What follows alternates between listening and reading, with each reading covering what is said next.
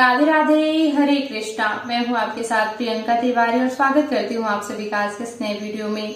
जैसे कि मैंने आपको दीपावली की पूजा विधि बताई, तो दूसरे दिन जो है पूजा की चौकी कैसे उठानी चाहिए, गोमती चक्र है, कौड़ी वगैरह है, कलश के ऊपर रखा नारियल या फिर पान, सुपारी, लौंग, इलायची इत्यादि का क्या करना होता है, सारी पूजा की सामग्री किसे दान करनी है, किसे घर पे रखनी है, इस वीडियो में आपको यही सारी जानकारी मिलने वाली है। पूजा की सामग्री उठाने के लिए प्रसाद वगैरह हम रात में ही उठा लेते हैं, क्योंकि चींटी वगैरह ना लग जाए प्रसाद में, इसलिए हम रात में ही जो है प्रसाद उठा लेंगे। केवल एक ही प्रसाद जो है हम पूरी रात्रि पूजा की चौकी में ही रखे रहने देंगे, उसमें सारी चीजें थोड़ा थोड़ा रख देना चाहिए, ये पूरी रात्रि रखा रहेगा। आपको सुबह की पूजा विधि और विसर्जन विधि बताती हूँ। तो जैसे हमने कलश के देवी देवताओं को बुलाया था, सम्मान सहित आवाहन किया था, उसी तरह से जो है कलश के देवी देवताओं को विदा भी करना होगा, ठीक है। बाकी देवी देवताओं को विदा नहीं किया जाता है, लक्ष्मी जी को, गणेश जी को, विष्णु जी को या फिर कुबेर देवता को। वैसे कुबेर देवता जो है सुपारी में आवाहित है, लेकिन कुबेर देवता की मूर्ति वगैरह जरूर होनी चाहिए, क्योंकि अगर लक्ष्मी जी घर में है तो स्थिर रहे धन, इसके लिए जो है घर में कुबेर देवता का रहना भी आवश्यक है, ठीक है। तो इसलिए जो है किसी भी देवी देवता को हम विदा नहीं करेंगे, सिर्फ हम कलश में करेंगे। तो सबसे पहले मैं आपको मतलब स्टेप बाय स्टेप पूजा विधि बताऊंगी कि कैसे जो है विसर्जन विधि करनी सबसे पहले पूजा की जाती है। तो जब भी आप पूजा करने बैठेंगे, एक तो ये जो दीपक प्रज्वलित है, ये ऐसी व्यवस्था करनी चाहिए कि सुबह तक प्रज्वलित रहे। बाई चांस अगर जो है ये शांत हो जाता है, तो जब भी आप पूजा करने बैठते हैं तो इसको प्रज्वलित करके पूजा शुरू करेंगे। सबसे पहले जब आप सुबह उठते हैं तो क्या करना है, एक आसन बिछाकर बैठ जाना है। और जैसे हम रोज की पूजा के लिए पवित्रीकरण और आचमन करते हैं, तो सबसे पहले आचमन कर लेना है, शुद्ध हो जाना है। इसके बाद पूजा की सामग्री को हाथ लगाना है। तो सबसे पहले जो है ये जो भोग है, ये आप भोग उतार लेंगे। इस भोग को जो है आप अपने परिवार में बांटेंगे, निजी परिवार में, पत्नी बच्चों को बांटेंगे, ये दूसरों को बांटने के लिए नहीं होगा, ठीक है। जो मतलब ज्यादा भोग आपने रात्रि में चढ़ाया था उसको आप बांट सकते हैं, लेकिन जो ये मुख्य भोग होता है ये आप अपने परिवार के लिए रखेंगे। पुष्प पत्र इत्यादि उतार लेंगे। देखिए पान के पत्ते पूरे हमारे सूख चुके हैं। अगर पान के पत्ते जो है सही सलामत हैं, तो आप इन्हें जो है कोई मेहमान अगर घर में आते हैं तो उनको खिला सकते हैं या फिर अपने प्रयोग में भी ले सकते हैं। वैसे इनको विसर्जित भी कर देना चाहिए। अगर पंडित जी घर में आते हैं पूजा कराने तो फिर उन्हें दान दे दिया जाता है, ठीक है। या आप वैसे अतिथियों के लिए रख दीजिए, ज्यादा सही रहेगा, क्योंकि जो भी हम पूजा का सामान भगवान को चढ़ा देते हैं वो भगवान को अर्पित कर देते हैं, यानी कि उन्हें अपने प्रयोग में लाने की जो है थोड़ा सा कम ही सोचना चाहिए, ज्यादा से ज्यादा दान करने के लिए, बांटने के लिए सोचना चाहिए, ठीक है। तो प्रसाद स्वरूप ही लिया जाता है। जैसे कि हम बहुत सा प्रसाद चढ़ाते हैं तो थोड़ा थोड़ा ही प्रसाद खाते हैं, बाकी बांटते हैं। उसी तरह से सारी सामग्रियों का भी निर्वाह करना होता है। तो आप जो है ये दक्षिणा पंडित जी के लिए रखेंगे या फिर किसी कन्या को भी दान कर सकते हैं, ठीक है। और इसके बाद जो है ये जो हमने माता को गोमती चक्र और कौड़ी वगैरह चढ़ाई होती है, हल्दी भी आप रख सकते हैं और सुपारी भी। तो ये सभी चीजें जो है आपको एक पोटली में बांध करके और अपनी तिजोरी में रख लेना है, ठीक है।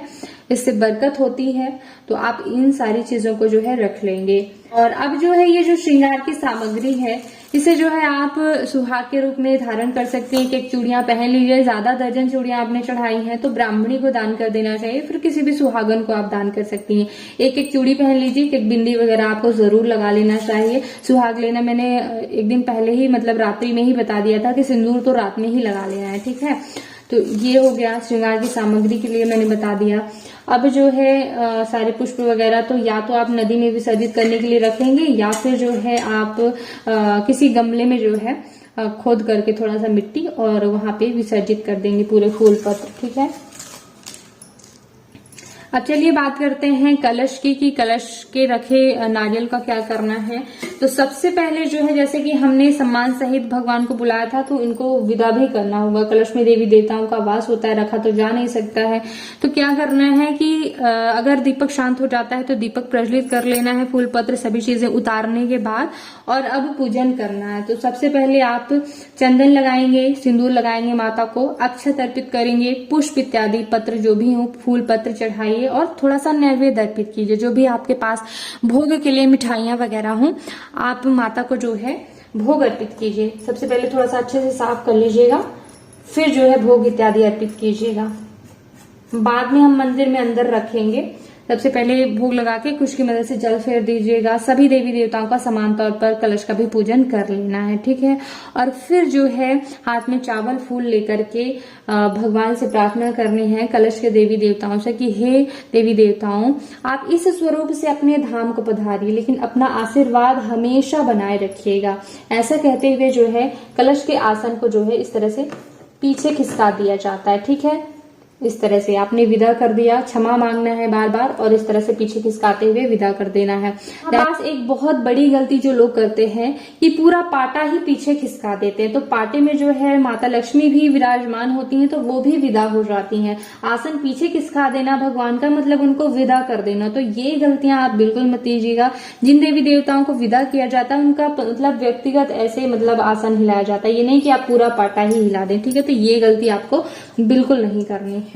अब जब आपने विदा कर दिया है तो इस नारियल को जो है आप रसोई में रख सकते हैं या फिर बांध करके जो है पूजा घर में ही आप रख सकते हैं, जहां पे भी माता लक्ष्मी है वहीं पास आप कहीं पास भी ये नारियल रखे रहने दीजिएगा, ठीक है। अगले वर्ष क्या होगा कि जब आप नया नारियल यहाँ पे रखेंगे तो अगले वर्ष का नारियल आप रखे रहने देंगे और ये नारियल जो है आप या तो नदी के लिए विसर्जित कर देंगे या फिर जो है नदी में ही, क्योंकि एक साल के बाद जो है वो खराब हो सकता है अंदर से, तो नदी में ही विसर्जित कर देना चाहिए, ठीक है। तो इस बात का ध्यान रखना है कि अगली दीपावली में विसर्जित किया जाएगा, इस बार नहीं किया जाएगा, पूरे वर्ष रखा जाएगा। अब जो ये चावल होते हैं जैसे कि ये तो साफ हैं, तो आप इन्हें जो है किसी गरीब को या फिर पंडित जी को दान करने के लिए रख सकते हैं। थोड़ा सा ज्यादा सीधा वगैरह रख करके इसको भी मिला करके दे सकते हैं। या फिर सिंपल तरीका बहुत आसान बता रही हूँ कि गाय को खिला देना चाहिए। गाय जो है या तो थोड़ा सा पका करके गाय को खिला दीजिए सारा, क्योंकि देखिए आजकल समय नहीं होता है लोगों को कि लोग चिड़िया को डालें, है ना, नहीं टाइम लगा पाते हैं अगर, तो एक काम कीजिएगा, सारा चावल जो है लीजिएगा जो हल्दी वाला है, ये सब थोड़ा सा पका के वो गाय को खिला दीजिएगा। बहुत ही अच्छा और पुण्यदायी साधन है। और वैसे तो चिड़ियों को खिलाना चाहिए, तो थोड़ा थोड़ा रख भी लीजिएगा तो चिड़ियों को रोज। ये मैंने आपको पूरे चावल का बता दिया कि क्या करना है। अब आम के पत्ते तो फूलों के साथ जो है विसर्जन करने के लिए रख देना है। ये मैं आपको बताती हूँ कि कलश का जो जल है वो कलश के जल को जो है इस तरह से करके अपने पूरे घर में छिड़क देना है, ठीक है। ऐसे पूरे घर में छिड़क देना है और अपने ऊपर, अपने घर के पूरे सदस्यों के ऊपर जो है छिड़क देना है। इसके बाद जो है कलश में जो चीजें डाली होती हैं, हल्दी, सुपारी, कमलगट्टे का बीज है इसमें और ये दक्षिणा है, तो इसको तो कन्या को देना है, फिर पंडित जी को देने के लिए रखना है। चावल जो है चिड़ियों को खिला देना है। बाकी चीजें विसर्जन के लिए रखी जाती हैं, ठीक है। देखिए अगर इनको आप तिजोरी में रखेंगे तो ये खराब होने की बहुत ज्यादा संभावना है, क्योंकि ये गीले हो चुके होते हैं तो खराब हो जाएंगे। इनको विसर्जन ही एकमात्र साधन है, तो आप गमले में जो है गाड़ सकते हैं अगर नदी वगैरह में नहीं जा रहे हैं तो, ठीक है। और आपको ये मैंने बता दिया। बाकी जल जो है किसी पौधे में डालना है, याद रखिएगा, तुलसी में मत डालिएगा। तुलसी का पौधा किसी भी जल को डालने के लिए नहीं होता, बल्कि सम्मानित तरीके से पूजा करने के लिए होता है। उनको अलग जल अर्पित कीजिएगा। ये कलश का जल तुलसी में मत डाला करिए, किसी भी गमले में आप डालेंगे। और चावलों को तो मैंने बता ही दिया कि चिड़ियों को खिलाना है। इनको जो है मैंने आपको पूजा पहले बता दी, सम्मान सही जो है उठा करके मंदिर में रख लेना है, ठीक है।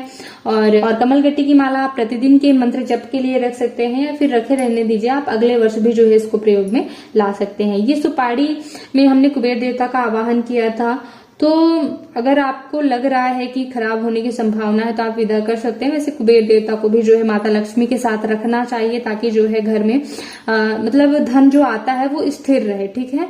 तो इनका ये कार्य होता है। तो आप माता लक्ष्मी के साथ ये सुपारी भी रखे रहने देंगे, या फिर जो है नारियल के साथ ही अगर पूजा घर में रख रहे हैं तो वहां पे रखे रहने देंगे। इनकी पूजा आप कर सकते हैं चंदन वगैरह से। रोज पानी मत डाला करिएगा, ठीक है। और जब ये दीपक शांत हो जाता है, दीपक की ये जो बातें हैं बिल्कुल कचरे में मत फेंकिएगा।